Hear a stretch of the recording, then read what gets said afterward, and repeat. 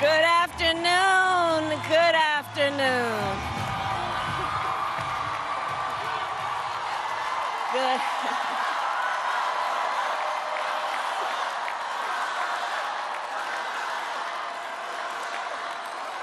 Good afternoon, everyone. Good afternoon. Good afternoon. Good afternoon. Thank you all. Thank you, thank you. Thank you, thank you. So let me say, and I love you back, and I love you back. So let me say, my heart is full today. My heart is full today, full of gratitude for the trust you have placed in me, full of love for our country, and full of resolve. The outcome of this election is not what we wanted, not what we fought for, not what we voted for, but hear me when I say, the light of America's promise will always burn bright. As long as we never give up, and as long as we keep fighting.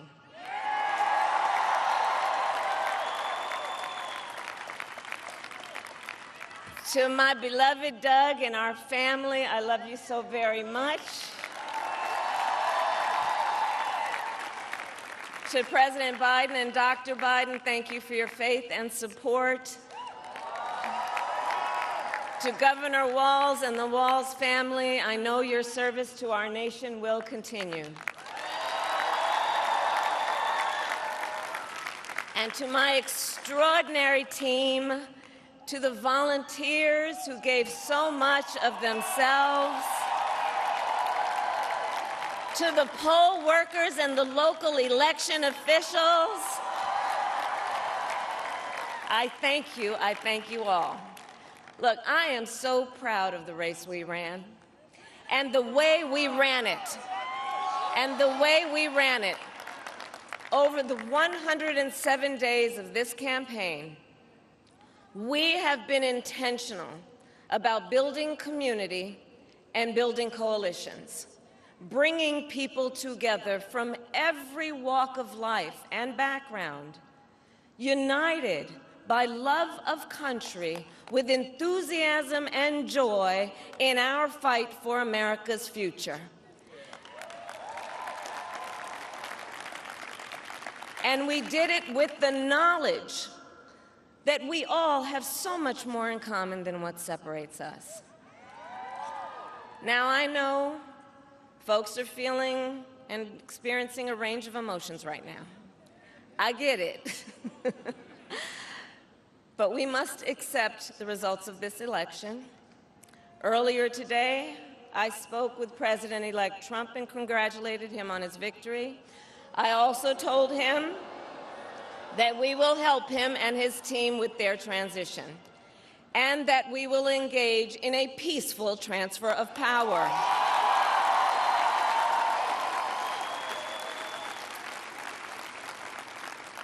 A fundamental principle of American democracy is that when we lose an election, we accept the results. That principle, as much as any other, distinguishes democracy from monarchy or tyranny. And anyone who seeks the public trust must honor it. At the same time, in our nation, we owe loyalty not to a president or a party, but to the Constitution of the United States.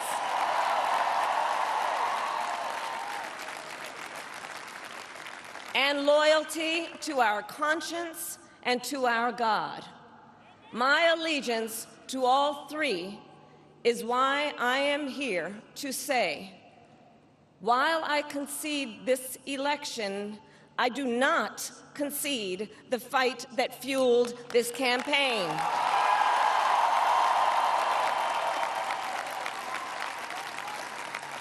The fight The fight for freedom, for opportunity, for fairness, and the dignity of all people. A fight for the ideals at the heart of our nation, the ideals that reflect America at our best. That is a fight I will never give up.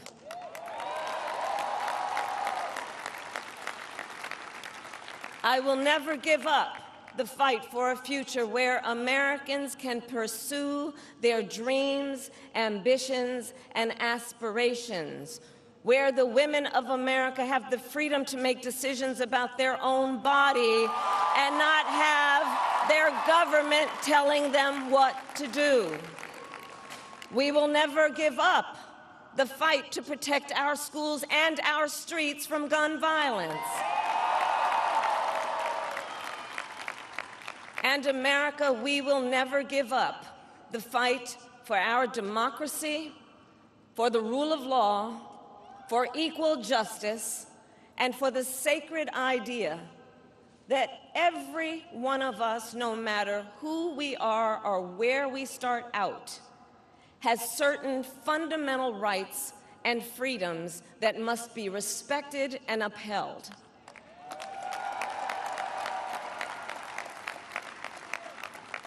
And we will continue to wage this fight in the voting booth, in the courts, and in the public square.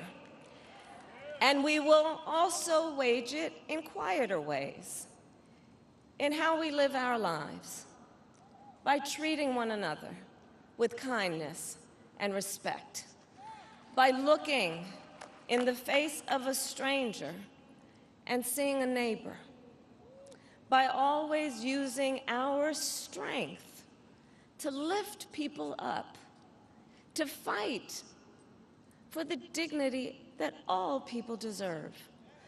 The fight for our freedom will take hard work, but like I always say, we like hard work. Hard work is good work. Hard work can be joyful work. And the fight for our country is always worth it. It is always worth it.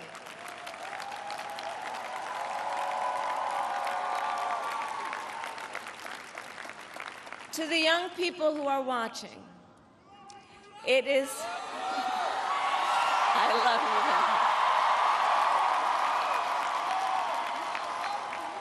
you. To the young people who are watching, it is okay to feel sad and disappointed, but please know it's going to be okay. On the campaign, I would often say, when we fight, we win. But here's the thing. Sometimes the fight takes a while. That doesn't mean we won't win.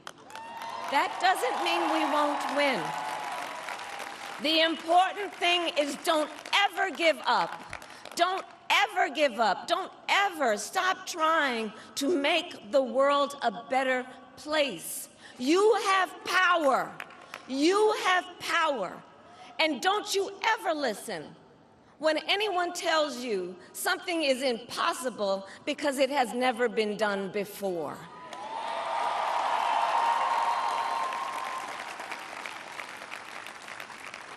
You have the capacity to do extraordinary good in the world.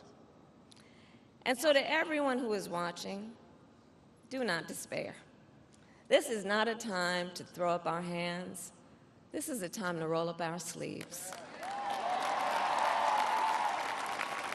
This is a time to organize, to mobilize, and to stay engaged for the sake of freedom and justice and the future that we all know we can build together.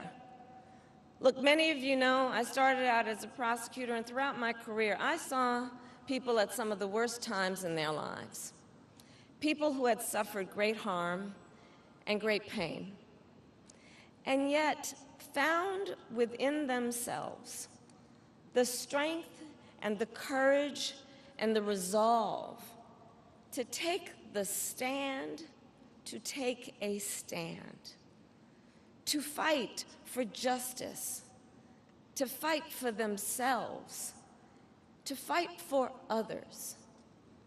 So let their courage be our inspiration. Let their determination be our charge. And I'll close with this.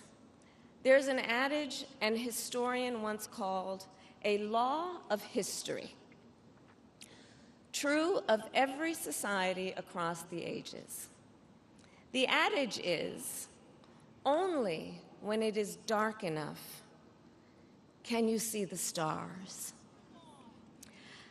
I know many people feel like we are entering a dark time, but for the benefit of us all, I hope that is not the case. But here's the thing, America, if it is, let us fill the sky with the light of a brilliant, brilliant billion of stars. The light of optimism, of faith, of truth, and service.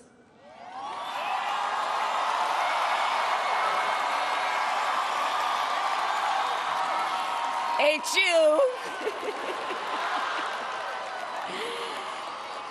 And may that work guide us, even in the face of setbacks, toward the extraordinary promise of the United States of America. I thank you all. May God bless you, and may God bless the United States of America. I thank you all.